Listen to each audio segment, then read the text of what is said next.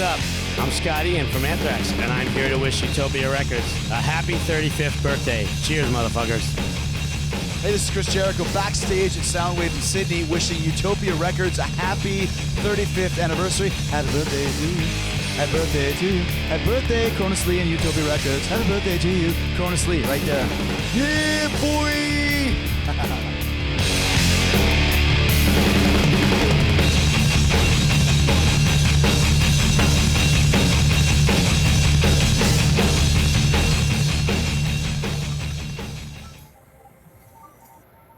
Hi, welcome back to Utopia TV. We are here with Nameless Ghoul number.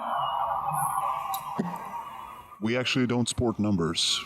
We've got this number thing. Everyone's been telling us about the numbers of the ghouls. So it's a numberless and nameless ghoul. Yes. That's awesome. So Ghost, this amazing band has exploded all over the world. Did you expect this to happen this quickly, or was this a plan the whole way along? I think that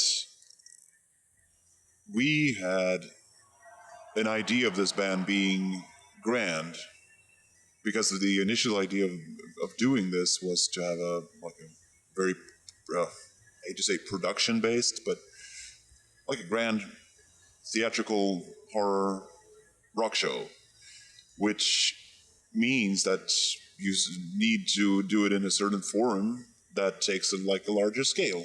And playing in a larger scale rooms means that you need to attract a certain amount of people. You have to have a certain pull, which means that you need to take certain steps in order to accumulate that. However, when our record was actually out and things started moving for us, there are a lot of things that we could never expect. We could never assume or presume, or we could never really have asked for, because there are so many things that has aligned. There are so many stars, actually, I mean, literally, that has granted us their,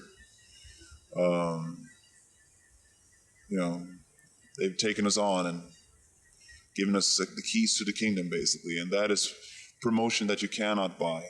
And with the background also starting off on a label that doesn't really have the will to sort of break bands. It has to be organic. Yes, I mean, we started off with all great intentions on Rise Above. And that was perfect for us. But since they're a somewhat eclectic label and very pure. Whereas, we are the sort of band that you needed to break, basically. Of course. Going into Rise Above, obviously we had no intention to break the band in the classical sense of commercially breaking a band. So now, looking back on it, I would say, no, we didn't really know that we would succeed in this manner. But initially, the idea was to do. So that was a naive thought. Yeah. Now it's sort of coming to fruition. Yeah, yes, it came true. So we're very happy about that, and it's amazing. It is amazing. Ghost. I, for one, was put onto this band by the drummer in Australia's most famous and infamous death metal band of all time from the early mid-'80s called Slaughterlord. Oh, yeah. And he said, Paul, listen to this record. And I just said, man, it's not just the normal black metal stuff, is it? He goes, no. Let's not talk about it. Let's just put it on. So I went and bought it on vinyl and we listened to it together. Right. See The Comedian? Yes. Oh, yeah. Steve, this is for you. We're now talking, this interview has turned into a conversation about Steve Hughes from Slaughterlord. He's the comedian. He also arrives in Sydney tomorrow. And he'll be coming over to my house for coffee. And wait on, Steve, here I am, hanging out with Ghost.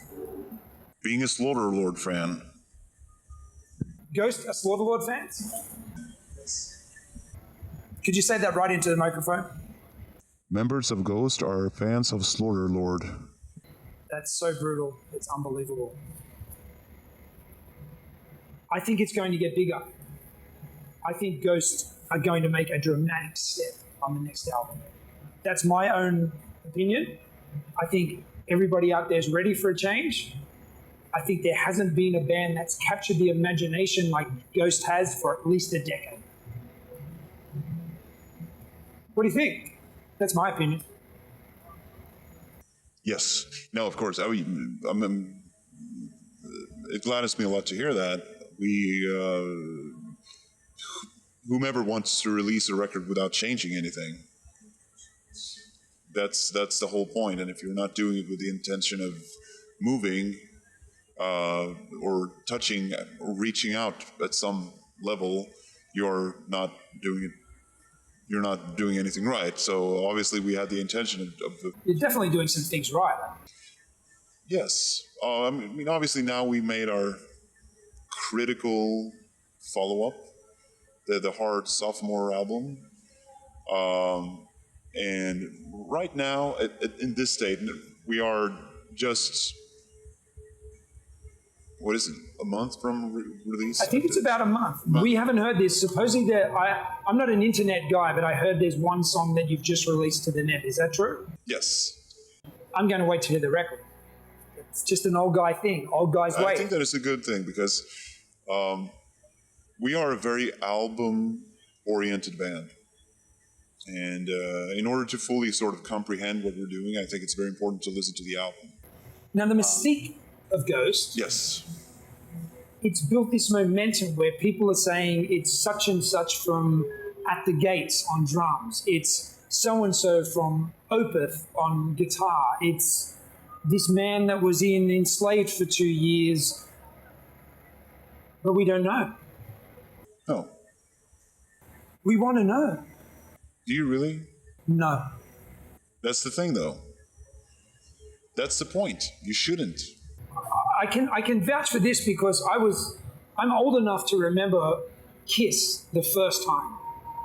And when I finally saw them unmasked, after being such a fan for so many years, it was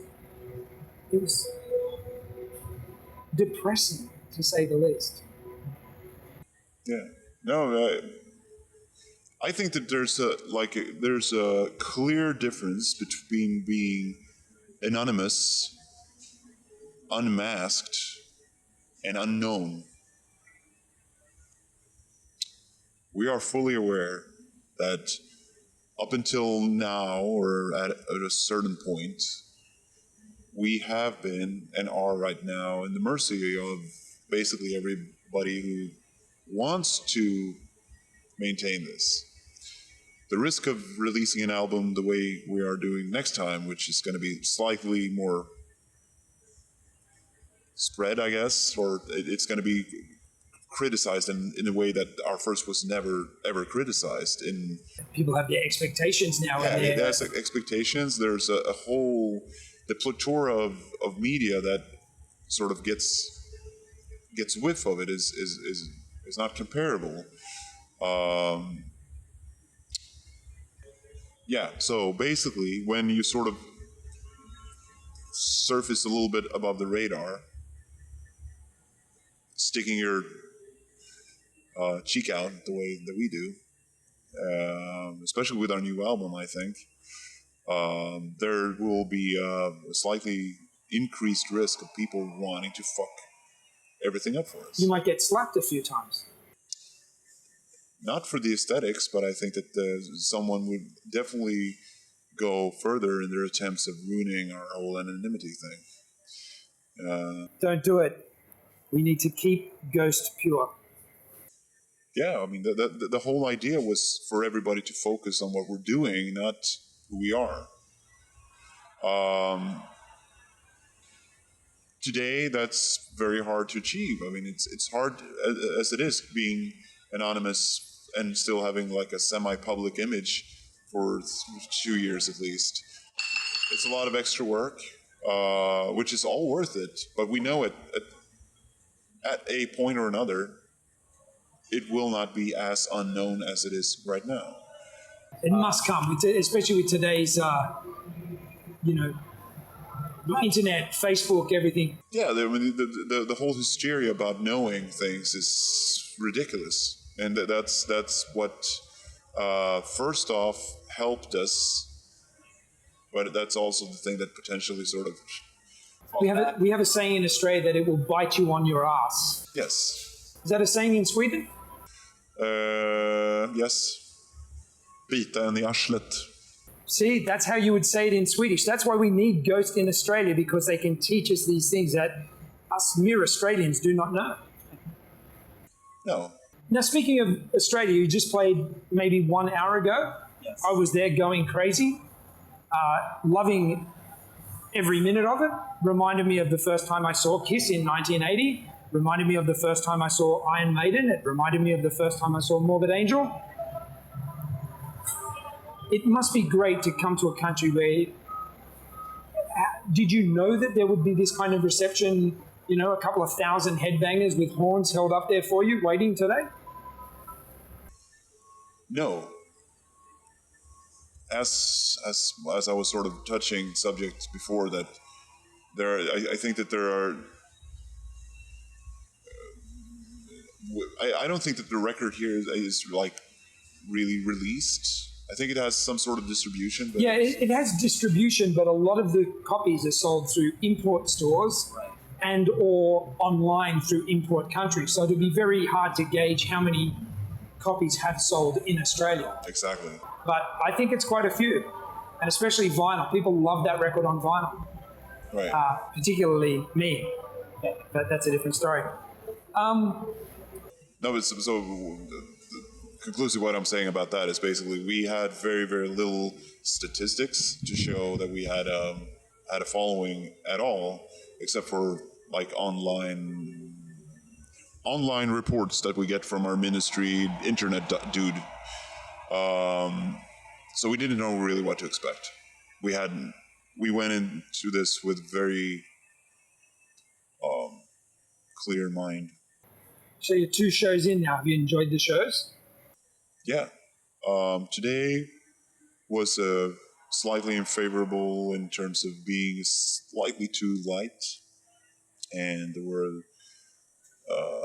we didn't really have technical difficulties ourselves, but there was a delay. I And think the stage was having some problems there. Yeah. Something was going on, yeah. yeah, there was that sort of stuff. In a Very way- unsexy, but it Yeah. really. And sometimes for a fan's opinion, I mean, I think you ended up coming on 20 minutes late.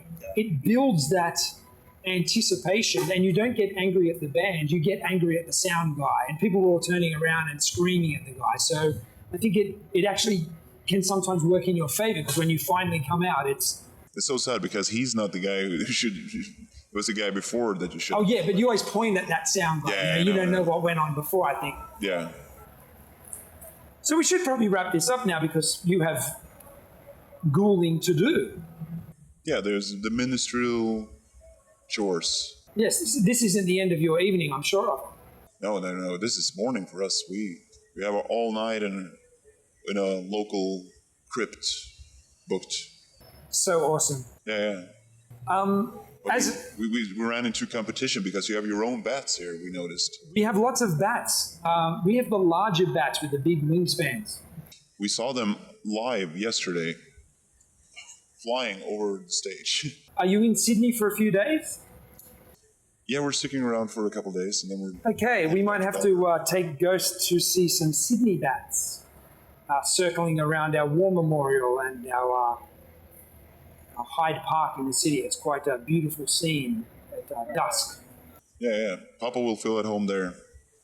Anyway, we should wrap up now, but I think I speak for every Utopia and Australian Ghost fan when I just say this album has given us all a renewed energy in this music. It has taken on a life of its own, and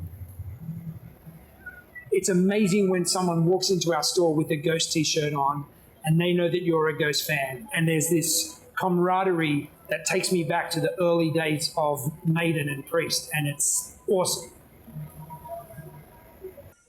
That sounds very rewarding for us. That makes everything worthwhile. We appreciate that very much. Thank you very much. Thank you very, very much. Awesome.